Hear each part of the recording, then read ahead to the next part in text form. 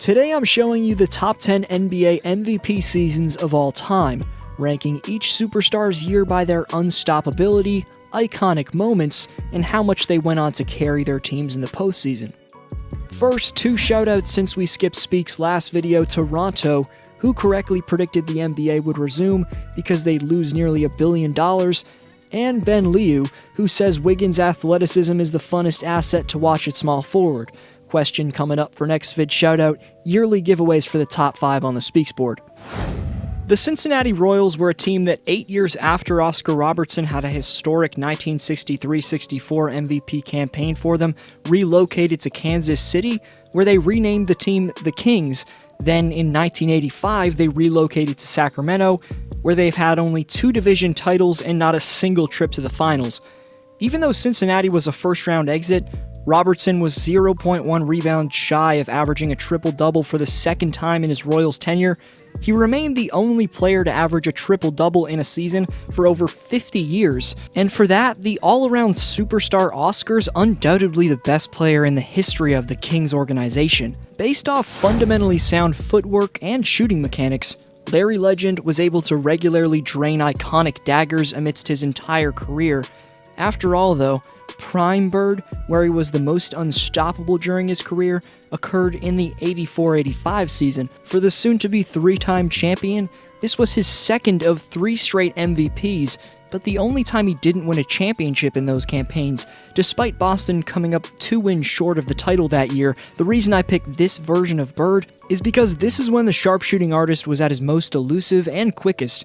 Larry could seamlessly find his way open off the ball for jumpers and go off in the post. The then 29-year-old was in his physical prime, and I know we're not ranking the best players of all time today, but it'd be hard not to consider Bird a top 10 player ever. Easy Money Snipers, the nickname Durant wants us fans to call him by, maybe that can't be the case anymore, but the first nickname I brought up perfectly described how he produced on a nightly basis just over 6 years ago in 2013-14. He was dominating with a ball handling / pull-up ability unheard of for a player with his wingspan. My favorite personal KD moment from this season was his and one in the second round of the playoffs, falling out of bounds over Gasol. Just incredible to watch. But from square one in KD's illustrious OKC tenure, he launched himself into the NBA's most likable young rising talent, and debatably had the status as the best player in the league in 2014. The 7-foot shot-creating mastermind was letting it fly from 30 feet and beyond, revolutionizing the NBA. Of course, only a few years later, though, it was off to the Bay Area to join the Thunder's conference rivals. In the most physical era of basketball of all time, where hand-checking and contactual aggressiveness that simply wouldn't fly with the strict rules in the game today, 1988 Michael Jordan didn't make any excuses. With an explosive first step, plus a mix of polished finishing and all-time great hang time, MJ was finishing plays in a fashion that no fan at the time thought was possible. The bad boy Pistons would end up taking Jordan's Bulls down in the second round, but MJ proved that he was the league's most marketable talent in 1988, winning his first of 5 total MVP trophies. Far prior to his airness flashing onto the scene, Kareem was widely regarded as the greatest of all time. Abdul-Jabbar mastered the ability to keep his defender off balance when backing down in the post, and with that sensational aspect of Kareem's game, given he has a 7'5" wingspan, he was able to drop 34.8 points and 16.8 rebounds per game in the 71-72 season. What many forget about the most brilliant post scorer ever is that he was a great passer as well. All around, Kareem set the standard for the near future for what a man his size needs to have in his repertoire to gain elite status. Ranking Steph Curry's 2016 masterpiece isn't purely based off the volume of his dominance. It's about how this man revolutionized the game, culminated in this shot. Trying not to use it, Curry, way downtown, bang! Bang! Oh, what a shot from Curry! Chef Curry was cooking his defenders and seamlessly letting it fly from distance at such a high level that he changed the way the game's played today. Curry's 2015 and 2016 MVP seasons had a big impact on the three-point shot in today's NBA, being deemed as an essential factor for a perimeter player to have in his game. The reason I picked 2016 Steph for this list is that the man took 11 threes per game and shot nearly a career-high 45% from deep, while putting up career highs in points, steals, and free throw percentage. With the pressure to win a championship off his back, the locomotive LeBron James had one of the most unstoppable seasons ever in 2013. Solidifying his reputation as an all-time great, LeBron's best regular season 2013 moments consisted of making a mockery of Jason Terry, which was the most infamous poster of this season. That dunk was followed by an iconic celebration after Bron hit the game winner. James also postered Ben McLemore and Paul Millsap in absolutely incredible fashion. Then in the postseason, there was his brilliant take to the basket for the win against the Pacers, and another iconic play in his stuff against Tiago Splitter. All of that 2013 campaign culminated in James leading the Heat out of a 3-2 hole in the finals to secure Miami back-to-back titles.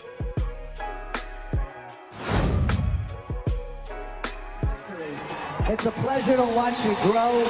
Congratulations, 1999-2000 NBA MVP, Shaquille O'Neal.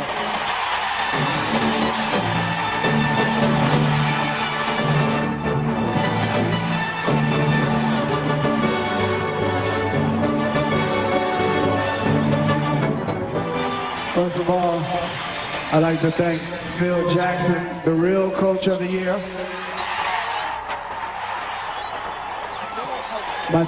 My teammates, and also the Staples Center fans, because you guys are the best.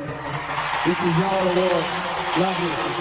Even though his name's not often brought up when debating the NBA's all-time greatest talents, Shaq's pure dominance in 2000 was debatably the most dominant season from a player of all time. People look back and say the big Aristotle got the buckets he did because of his size, with his 7'1" and around 300-pound frame. 99-2000 O'Neal actually dominated because he was night and day quicker and more explosive than any big man by far, and had one of the smoothest, most polished one-dribble jump hooks ever. It was his combination of power, speed, and grace that truly made Shaq's MVP season so damn special. The Lakers captured their first of 3 consecutive titles, with Shaq averaging an insane 38 points, just under 17 rebounds, and 2.3 blocks in the NBA Finals. 2 numbers in his stat line are proof to why Chamberlain earns the number 2 greatest MVP season of all time: 33.5 points and 24.6 rebounds. That was this man's stat line in 65-66. Of course, people are going to make the argument he didn't have competition, and yes, this insane year from Wilt came a few years before Kareem entered the league, but he still had to deal with developed star bigs like Nate Thurmond, Walt Bellamy, Wayne Embry, and Chamberlain's toughest task at the time was none other than one of the best defenders at center ever, Bill Russell. Wilt's 7'8" wingspan, relentless hustle, in an insane 47.1 minutes per game allowed him to tear through any defense offensively, but he also had one of the best fadeaways in the post that you'll ever see. He's the best rebounder of all time, and his shot blocking puts him in the debate for the best rim protector ever. Right before number 1, honorable mentions to 1993-94 Hakeem, 2016-17 Russell Westbrook, 2008-2009 LeBron James, 2001-2002 Allen Iverson, 1980-81 Julius Erving, 2004 Kevin Garnett, and 2010-2011 Derrick Rose. 40 years after the second-ranked Wilt, MJ was in his physical prime and also putting up a career-high 43% clip from three-point range. Michael's shooting and athletic prominence simultaneously were at their highest level in his career. Jordan also mastered the mid-range game, and whether it was his post-fade or shifty one-dribble pull-ups, that shot was also at its peak during the 95-96 campaign. What many fail to truly take into account when arguing against MJ's GOAT status is his perimeter defense. He was undoubtedly the most intimidating force in the game at guarding the perimeter. This campaign saw Jordan win his first championship in 3 years for his staggeringly outstanding two-way production from October all the way through June. 96 Michael Jordan was an easy choice for this number 1 spot. For more intriguing top 10s, along with other NBA lists, rankings, stories, and predictions, subscribe so you don't miss anything. Follow me on Instagram at DFlowHoops and check out how accurate my 2020 return predictions were in my last vid if you missed it. This was D-Flow. I'll see you next video.